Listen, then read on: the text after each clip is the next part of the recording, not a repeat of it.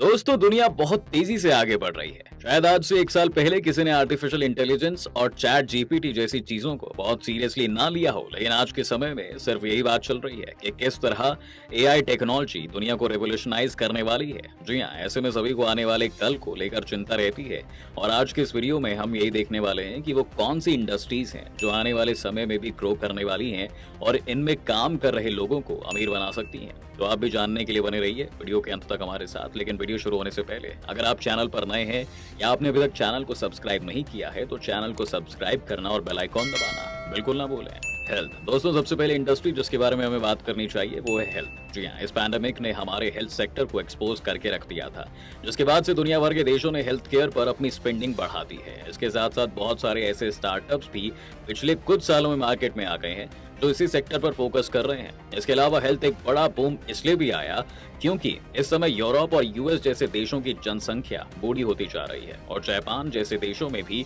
बूढ़े लोगों की संख्या बहुत ज्यादा है। इन सभी को आने वाले समय में अलग अलग तरह के हेल्थ सर्विसेज की जरूरत होगी। साथ ही पर्सनल केयर गो वर्सिवर्स और नर्सिंग स्टाफ की डिमांड भी आने वाले सालों में बहुत ज्यादा हो जाएगी, जिस वजह से हेल्थ सेक्टर की ग्रोथ का फायदा सिर्फ डॉक्टर्स को ही नहीं बल्कि इससे इन्वॉल्व होने वाले सभी लोगों को होने वाला है। भारत के लिए भी इस समय इस सेक्टर में बहुत सी अपॉर्चुनिटीज हैं, क्योंकि इस समय एक बड़ी और पढ़ी लिखी जनसंख्या होने के कारण हम एक साल में कई मेडिकल डॉक्टर्स और बाकी स्टाफ को प्रोड्यूस करते हैं। इसके साथ साथ भारत में सर्जरीज से लेकर दूसरे तरह के मेडिकल प्रोसीजर्स वेस्ट के मुकाबले काफी सस्ते हैं, इसलिए बहुत से देशों से लोग भारत में इन प्रोसीजर्स के लिए ऑलरेडी आ रहे हैं और आने वाले समय में इसमें और भी ज्यादा ग्रोथ देखी जा सकती है। दूसरा, टेक। दोस्तों दूसरा सबसे बड़ा सेक्टर जिसमें ग्रोथ का बहुत पोटेंशियल है वो है टेक स्पेस। जी हाँ, आज हर एक सेक्टर में बेहतर टेक की जरूरत है, जिस वजह से इंजीनियर्स, डिजाइनर्स और इनोवेटर्स की डिमांड इस वक्त सबसे ज्यादा है।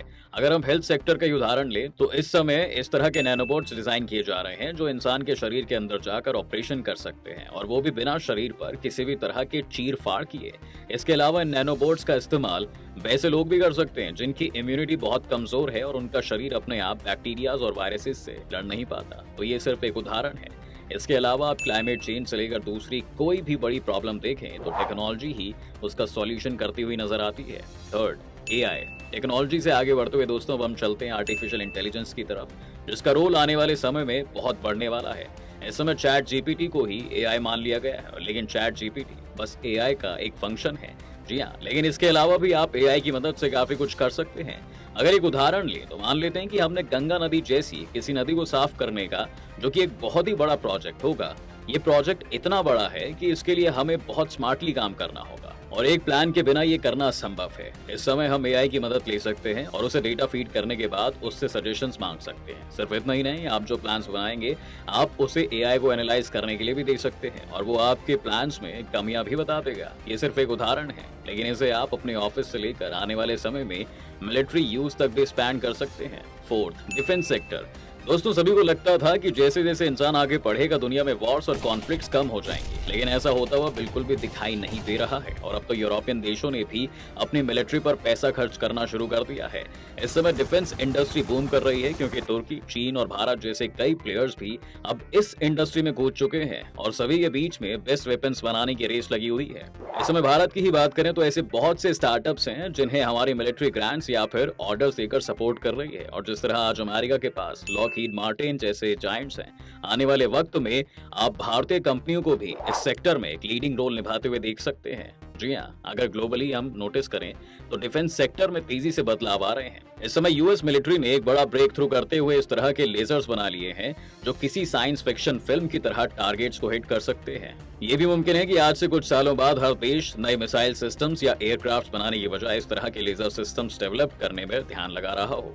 Fifth, space exploration. दोस्तों जब हम फ्यूचरिस्टिक इंडस्ट्रीज की बात कर रहे हैं तो हमें स्पेस इंडस्ट्री की बात तो करनी ही पड़ती है। स्पेस कितना जरूरी विषय है इसे समझने के लिए आपको चंद्रयान 1 की कहानी सुननी चाहिए। जिस समय चंद्रयान 1 मिशन को प्लान किया जा रहा था तब इसरो चाह रहा था कि कोई ऐसा मिशन भेजा जाए जो कि चांद तक पहुंचे, लेकिन लैंड न करने की बजाय सिर्फ एक सैटेलाइट की तरह उसके चक्कर काटकर इन्फॉर्मेशन कलेक्ट करता रहे। लेकिन अब डॉक्टर एपीजे अब्दुल कलाम ने सजेस्ट किया था कि अगर कोई मिशन भेजा ही जा रहा है तो भारत को चांद पर लैंड भी करा देना चाहिए। डॉक्टर कलाम ने सिर्फ ऐसा साइंस की खातिर ही नहीं कहा था, बल्कि उन्हें यह भी लग रहा था कि अगर फ्यूचर में चांद पर क्लेम करने की बात आती है तो इस लैंडिंग के जरिए भारत में उसके एक हिस्से को क्लेम कर सकते हैं। ये आज से 2 दशक पहले की बात है और तब से अभी तक न सिर्फ हमारी स्पेस एक्सप्लोरेशन कैपेबिलिटीज बढ़ी हैं, साथ ही स्पेस की पॉलिटिक्स में भी काफी डेवलपमेंट्स हुई हैं, जिसका ये रिजल्ट है कि आज अमेरिका जैसे देश में आर्मी, नेवी और एयरफोर्स के अलावा वो स्पेस फोर्स के लिए भी जवान हायर कर रहे हैं। जी हाँ, दूसरी तरफ प्राइवेट इंडस्ट्री है जो स्पेस टूरिज्म पर ध्यान दे रही है।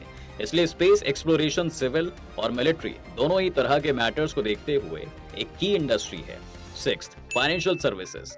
जब तक दुनिया में पैसा रहेगा दोस्तों, तब तक आपको फाइनेंस के सेक्टर में ग्रोथ देखने को मिलती रहेगी। जी हाँ, फाइनेंशियल स्ट्रक्चर्स बहुत कॉम्प्लिकेटेड होते हैं क्योंकि बैंक से लेकर हेज फंड्स, इंश्योरेंस और बाकी कई दूसरे इंस्टीट्यूशंस इस एक सेक्टर का हिस्सा हैं। ग्लोबली ये ट्रेंड देखा जा रहा है कि ज्यादा से ज्यादा लोग अब करीबी रेखा से ऊपर उठते हुए मिडिल क्लास का हिस्सा बन रहे हैं और मिडिल क्लास को बैंक से लेकर म्यूचुअल फंड्स तक की जरूरत पड़ती रहती है। दूसरी तरफ दुनिया भर में जो वेल्थ बढ़ रही है उसे मैनेज करने के लिए भी स्पेशल टाइप के इंस्टीट्यूशंस हैं, फिर चाहे वो कोई इन्वेस्टमेंट बैंक हो या फिर वेल्थ मैनेजमेंट सर्विसेज। इसलिए इस सेक्टर में भी आप आगे काफी ग्रोथ देखने वाले हैं। जी हाँ, इसी के साथ साथ आप इस समय क्रिप्टो करेंसी को भी जोड़कर देख सकते हैं।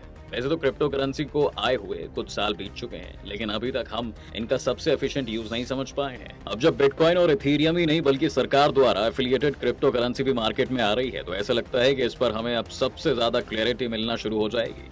7th, media and entertainment. आखिरी सेक्टर दोस्तों जो कि आने वाले समय में और भी तेजी से ग्रो करेगा वो है मीडिया और एंटरटेनमेंट सेक्टर। जी हाँ, इंटरनेट और स्मार्टफोन्स ने वो सारे बंधन हटा दिए हैं जो कि एक इंसान को सेलिब्रिटी बनने से रोकते थे। आज अगर आपके पास टैलेंट है तो आप दुनिया भर में अपनी ऑडियंस की तलाश कर सकते हैं, और वो भी बिना किसी बैरियर के। आज एक लखनऊ में बैठा आदमी एक फिल्म बनाकर यूट्यूब पर डाल सकता है और एक शायद स्वीडन में लोग बैठकर उसे देख रहे हों। जैसे जैसे समाज तरक्की करता है उसकी पॉपुलेशन भी डेस्क जॉब ज्यादा करने लगती है, जिससे बहुत सारा फ्री टाइम बच जाता है। इस फ्री टाइम को भरने के लिए हमें एंटरटेनमेंट चाहिए, इसलिए एंटरटेनमेंट की डिमांड में पहले से बहुत तेजी भी आई है। एंटरटेनमेंट इंडस्ट्री के बदलते स्वरूप ने एक नई सेलिब्रिटी क्लास को जन्म दिया है जिन्हें हम इन्फ्लुएंसर्स कहते हैं। ये इन्फ्लुएंसर्स आने वाले समय में एडवर्टाइजिंग और मार्केटिंग की फील्ड को बदल कर रख देंगे, क्योंकि कंपनीज को भी ये समझ में आने लगा है कि टीवी पर अपनी एड चलाने से शायद उन्हें इतना फायदा ना हो जितना एक इन्फ्लुएंसर की वीडियो को स्पॉन्सर करके मिल सकता है। इस समय दोस्तों नए ब्रांड्स इस स्ट्रैटेजी को काफी अच्छे से यूज भी कर रहे हैं। कई सारे ब्रांड्स तो टीवी पर सिर्फ अब इसलिए ऐड चलाते हैं ताकि लोगों को ये लगे कि उनके पास टीवी पर ऐड चलाने के लिए पैसा है, यानी कि वो एक ट्रस्टेड ब्रांड है। टीवी से उन्हें अभी भी ज्यादा इज्जत नहीं मिलती है, लेकिन धीरे धीरे ये फर्क मिटने लगा है और अब एडवर्टाइजिंग पूरी तरह से डिजिटल और पर्सनल होती जा रही है। तो दोस्तों ये वो इंडस्ट्रीज थी जो आने वाले कुछ सालों में तेजी से ग्रो करेंगी और इसी में काम करने वाले लोग हमारे भविष्य को शेप करेंगे। इसलिए अगर आप भी उन लोगों में से हैं जो इस वक्त अपने भविष्य को लेकर चिंतित हैं, तो आप इनके बारे में डिटेल में पढ़ सकते हैं, जिससे आपको भी अपनी जिंदगी में फैसला लेने में आसानी हो। इन सेक्टर्स में से आपको वो कौन सी इंडस्ट्रीज लगी जिनमें भारत के ग्रो करने के चांसेस फिलहाल सबसे ज्यादा हैं, हमें कमेंट सेक्शन में लिखकर जरूर बताइएगा। उम्मीद है कि आपको आज के इस वीडियो में काफी कुछ नया मिला होगा। अगर आपको ये वीडियो पसंद आया है तो वीडियो को लाइक करें, और अगर आप इस चैनल पर नए हैं तो जाने से पहले चैनल को सब्सक्राइब भी जरूर कर दें।